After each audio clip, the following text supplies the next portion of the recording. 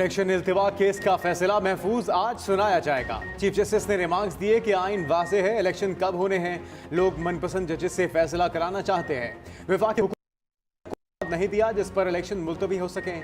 इंतखाबात की राह में हायल रुकावटों से भी आगाह नहीं किया गया। अदालत ने तवाज़ुन कायम करना होता है। हुकूमत और दीगर फरीकैन की दुरुस्त मुआवनत नहीं मिली। हुकूमत ने इलेक्शन करवाने की आमादगी ही जाहिर नहीं की। रुकावटों से आगाह करने की जिम्मेदारी वफाकी हुकूमत की थी। वजारत दिफा और वजारत खजाना की वजूहात भी देखेंगे। अवाम को मुश्किल में नहीं डालना चाहते। इलेक्शन में बदमज़गी हुई तो मलबा अदालत पर आएगा। सियासी मुज़ाकरात का ऑप्शन इसीलिए दिया गया था, मगर मुज़ाकरात की ऑप्शन का कोई जवाब नहीं आया। लोग कहते हैं वो आइन से बालातर हैं, पार्लियामेंट और हुकूमत का एहतराम करते हैं।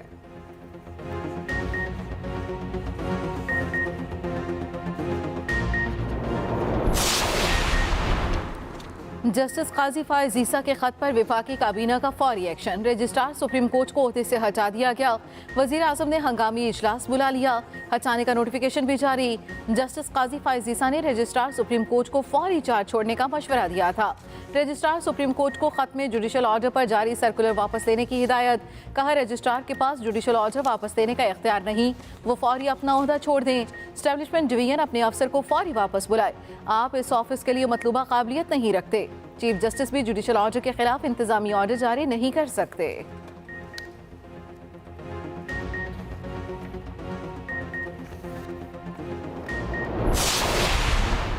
दो सीनियर जजों का सुप्रीम जुडिशल काउंसिल का इजलास बुलाने के लिए खत। जस्टिस काजी फायज ईसा और जस्टिस सरदार तारिक मसूद ने खत लिखा। कहा जस्टिस मज़ाहिर अली अकबर नकवी के किरदार और नामुनासिब मालियाती उमूर के हवाले से शिकायत मौसूल हुई। जज के मिसकंडक्ट की इंक्वायरी करना सुप्रीम जुडिशल काउंसिल की जिम्मेदारी है।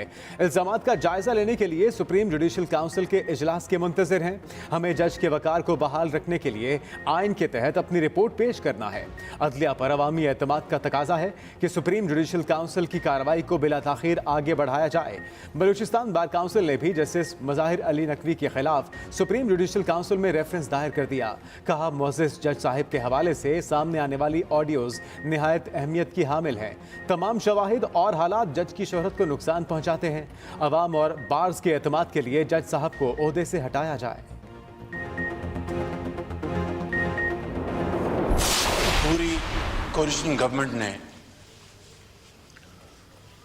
मौजूदा बेंच के ऊपर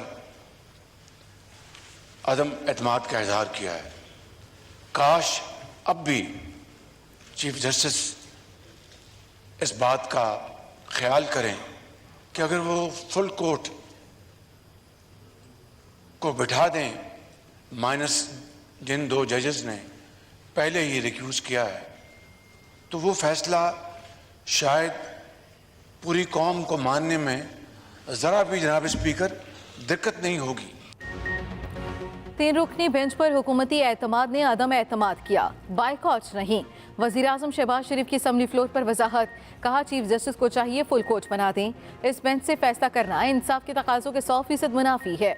चीफ जस्टिस ने रिमार्क्स दिए, जेलें काटने वाले ऐवान में तकरीर कर रहे हैं। मेरा कसूर ऑपोजिशन लीडर होना था। मेरा कसूर नालायक हुकूमत की गलत कारियों को ऐवान में सामने लाना था। मेरा कसूर अपने कायद नवाज शरीफ का साथ देना था। इमरान न्याजी मुझे अपनी राह का कांटा समझता था।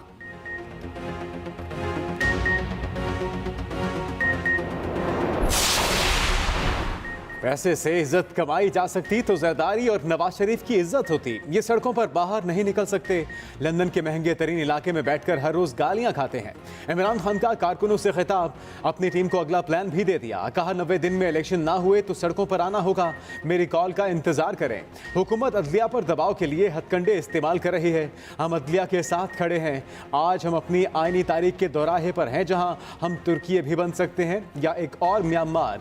चेयरमैन PTI से काम बरतानवी हाई कमिश्नर की भी मुलाकात। इमरान खान ने कहा कि मुक़्तदिर गिरोह अवाम को वोट के हक से महरूम कर रहा है। इंसानी हुकूक की बदतरीन खिलाफ वर्जियों में मसरूफ है।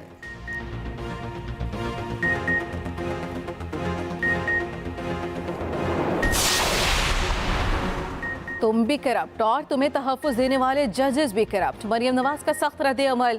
इमरान खान को जवाब देते हुए कहा, तुम तो डूब रहे हो, नए सहूलतकारों को भी कहीं का नहीं छोड़ोगे। वफाकी वज़ीर दाखिला राना सनाउल्लाह का भी जवाबी वार, कहा कौम जमहूरियत का साथ देगी या मार दो जला दो जैसे पागलपन का। कौम फितने के आगे झुकेगी या खैर के लिए उठ खड़ी होगी, कौम को फैसला करना होगा। वो इज्तिमाई शऊर का साथ देगी या हट धर्मी का। कौम इदारों का एहतराम करेगी या अपनी अना की तस्कीन के लिए इदारों को तोड़ने वालों का साथ देगी, कानून नाफिज करने वालों का साथ देगी या फिर उन पर पेट्रोल पंप चलाएगी।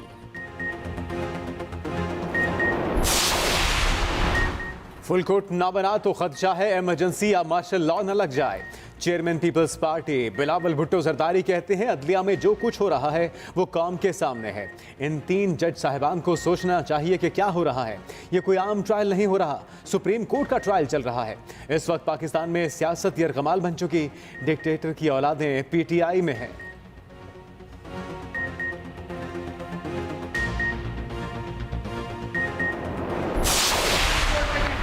मैं कहूंगा आप अपना ऑर्डर दे, हम देखेंगे कि किसकी जरूरत है आपके ऑर्डर को डिफाई करें। इंशाअल्लाह पूरा पाकिस्तान सुप्रीम कोर्ट के पीछे खड़ा है, आइन के पीछे खड़ा है। चीफ जस्टिस साहब आप ऑर्डर दें, देखेंगे कौन नहीं मानता। फवाद चौधरी का दो टोक मौक़िफ़, कहा इस हुकूमत की कोई हैसियत नहीं, मुल्क को बनाना रिपब्लिक बना दिया गया। अल्लाह ना करे हमारी नस्लें हमें किसी और नाम से याद करें। जब से शहबाज शरीफ वज़ीर आज़म बना मुल्क को बुराइयों ने आ घेरा। ऐसे ऐसे लोग पंजाब और KP में वज़ीर बन गए जिन्हें कोई नहीं जानता। पैसे ना मानने पर पहले 2 वज़ीर आज़म घर भेजे जा चुके हैं।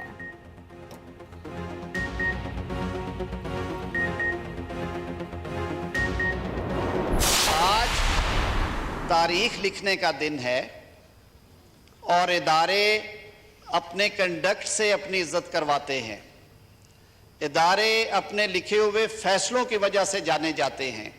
जब अदारे के अंदर से आवाज़ें उठ रही हैं, अदारे के मुअज़्ज़ज़ मुवक्कर जज साहबान ये बात कर रहे हैं कि ये मामला ऐसे नहीं है, इस तरह से है, उन आवाज़ों को नज़रअंदाज करके, उन आवाज़ों को दबा के, एग्जेक्टिव ऑर्डर्स जारी करके उजलत में अगर इस केस का फैसला किया जाएगा तो तारीख एक बार फिर इस फैसले को काले सफ़ों पे लिखेगी, सुनहरे हरूफ में नहीं लिखेगी।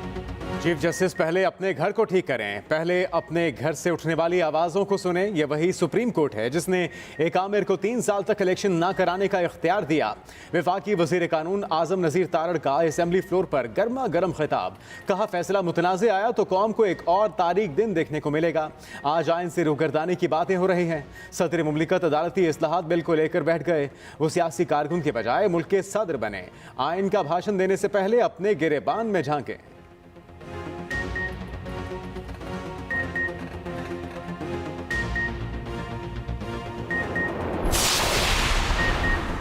इलेक्शन कमीशन 8 अक्टूबर की तारीख कैसे दे सकता है? कानून किसी को इलेक्शन मुलतवी करने का इख्तियार नहीं देता। चीफ जस्टिस ऑफ पाकिस्तान के इलेक्शन इल्तवा केस में रिमार्क्स, कहा अदालत ही इलेक्शन की तारीख आगे बढ़ा सकती है।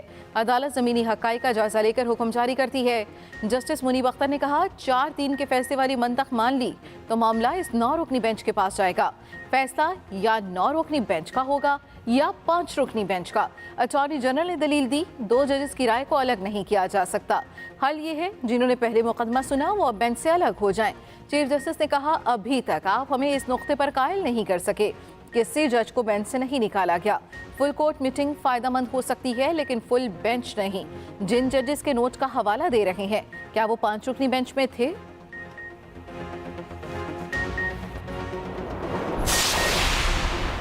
यकम मार्च का सुप्रीम कोर्ट का फैसला अक्सरियत से दिया गया। 3 रुकनी बेंच मुतबादिल के तौर पर PTI की दरखास्त पर समाअत न करे। हुकूमत का सुप्रीम कोर्ट में मौक़िफ़, कहा पहले राउंड में दिया गया इलेक्शन का फैसला 4-3 की अक्सरियत से दिया गया। समाअत शुरू हुई तो पीपल्स पार्टी के वकील फारूक नाइक ने कहा कि हम कार्रवाई का हिस्सा बनना चाहते हैं, हमने तो बाइकआउट किया ही नहीं, हमें बेंच के दायरे इख्तियार पर तहफ़्फ़ुज़ात हैं। चीफ जस्टिस ने कहा कि अगर बाइकआउट करना है तो अदालती कार्रवाई का हिस्सा न बने, बाइकआउट नहीं करना तो लिख कर दें। जस्टिस मुनीब अख्तर ने कहा कि हुकूमती एलामिया में जमातों ने बेंच पर अदम एतमाद किया, हम पर एतमाद नहीं तो दलाइल कैसे दे सकते हैं। अटॉर्नी जनरल ने कहा कि हुकूमत बाइकआउट नहीं कर सकती, हुकूमत आइन के मुताबिक चलती है।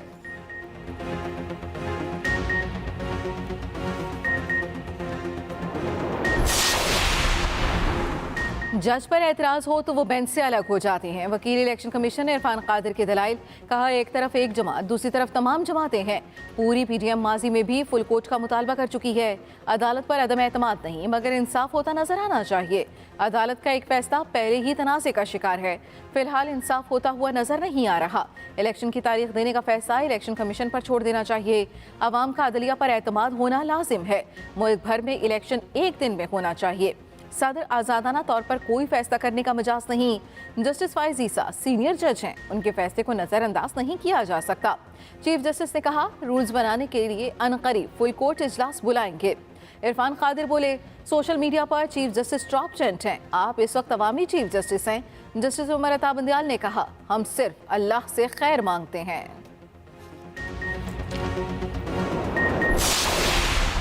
अटॉर्नी जनरल ने जस्टिस फाइज ईसा के फैसले का मामला उठा दिया। समाअत के दौरान कहा कि चीफ जस्टिस ने वाजे किया जस्टिस फाइज ईसा के फैसले में कोई वाजे हुक्म नहीं दिया गया। फैसले में हिदायत नहीं बल्कि ख्वाहिश जाहिर की गई। फैसले में लिखा कि मुनासिब होगा 184(3) के मुकदमों की समाअत रोकी जाए। चीफ जस्टिस ने कहा अदालत ने रवा साल पहला सुओ मोटो नोटिस लिया था। 2 असेंबलियों के स्पीकर्स की दरखास्तें आई थी। असखुद नोटिस लेने में हमेशा बहुत एहतियात की। आपकी ज़्यादा से ज़्यादा इस्तदा लार्जर बेंच की हो सकती है। जस्टिस मुनीब अख्तर ने कहा कि आपका मौक़िफ़ मान लें तो फुल कोर्ट भी समाअत नहीं कर सकता।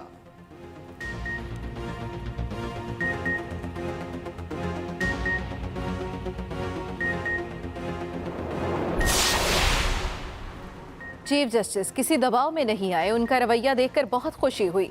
रहनुमा तहरीक इंसाफ शाह महमूद कुरैशी ने कहा अपोजिशन ने ठोस शवाहिद पेश नहीं किए। हैरत हुई, पहले पीटीएम बायकॉट का कहती रही, अदालत में वक्त मांगती रही। असद उमर बोले वाज़ेह है इनके पास कोई केस नहीं। 22 करोड़ का मुल्क है, इसकी हुकूमत ये कह रही है कि हमारे पास 21 अरब नहीं। सुप्रीम कोर्ट ने फैसला अदलिया की बुनियाद पर देना है। इन्हें इलेक्शन अपनी मौत नजर आ रही है।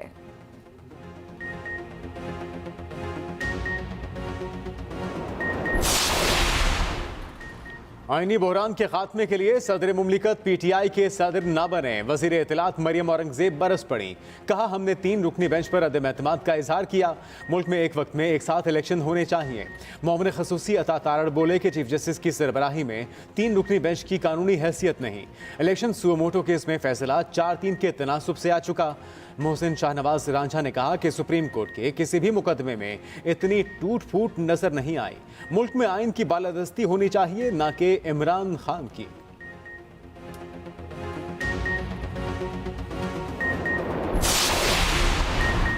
वजीर आज़म मुल्क को मुआशी दलदल से निकालने के लिए पुरअज़्म। महंगाई और तबाही का सारा मलबा इमरान खान पर डाल दिया। नून लीग की पार्लिमानी पार्टी के इजलास से खिताब में कहा IMF ने हुकूमत के हाथ पांव बांधे हुए हैं। हमने IMF की तमाम शराइत पेश की तस्लीम कर ली, अब आखिरी शर्त पर बातचीत जारी है। हमने हमेशा मुल्क को मुश्किल हालात से निकाला। हालात गंभीर हैं मगर हमारी नीयत साफ है। पिछली हुकूमत के IMF प्रोग्राम से महंगाई की लहर आई। दोस्त ममालिक के खिलाफ साबिक हुक्मरानों ने बदजुबानी की, चीन के मंसूबों पर संगीन इल्जामात लगाए। एक इनफरादी शख्स का हुकूमत पाकिस्तान की पॉलिसी से क्या ताल्लुक? ये भी कहा इसराइल के साथ तिजारत शुरू करने का झूठ फैलाया जा रहा है। फ़लस्तीनियों को हक मिलने पर पाकिस्तान अपने असूली मौक़िफ़ पर कारबंद रहेगा।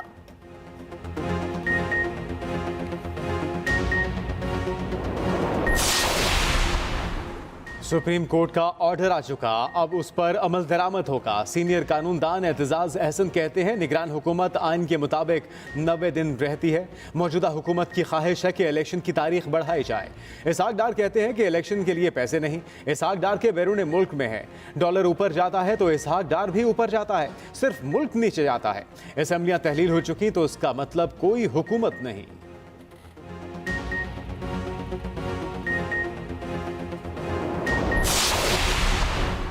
सियासी जमातों की जंग रियासत की तमाम शाखों को भस्म कर रही है।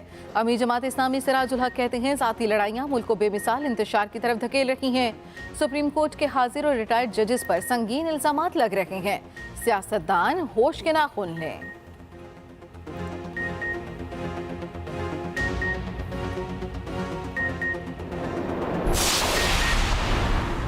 IMF इजलास में शिरकत के लिए वजीर खजाना आइंदा हफ्ते अमेरिका जाएंगे। 10 से 16 अप्रैल तक वाशिंगटन का दौरा करेंगे। सेक्रेटरी खजाना और गवर्नर स्टेट बैंक भी साथ होंगे। IMF मिशन ने स्टाफ लेवल मुआहिदे के लिए मजीद वक्त मांग लिया। वाशिंगटन से मंजूरी के बाद मुआहिदा होगा।